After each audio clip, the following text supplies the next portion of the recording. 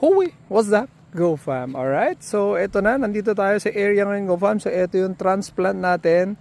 Yun yung broadcast. Okay, direct seeding natin Go Fam. So ngayon Go Fam, gusto kong makita natin kung ano yung pinagkaiba nung napapatuyuan at saka hindi. Okay, kaya napaka-importante yung magandang land preparation dito sa aming area Go Fam. Mula November to December hanggang first week ng January ay dire-diretso ang ulan. Okay? So, makita nyo dito, napapatuyuan kaya maganda yung kanyang suhi. Dito sa part na to, papakita ko sa inyo hindi natutuyan. Nakita nyo, nag-stagnate Go Fam. Kaya tignan nyo, hindi makasuhi. Ayan. So, wala nang papuntahan yung tubig dito Go Fam. Dahil itong area natin ay parang pabaligtad.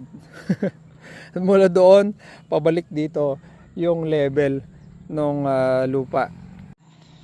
Okay, so parehas din dito Go Fam. Maganda ang mga suhi dito. Pero dito sa part na hindi natutuyuan, ayan, kita nyo, hindi makasuhi.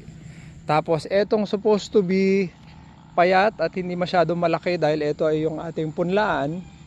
Dahil nga napapatuyuan din Go Fam, yun o, magandang suhi. Ayan. So kung di magkamali, kalimutan ko ilang araw na to Go Fam, mga nasa 30 days na ata to Go Fam. Ayan. Yun o.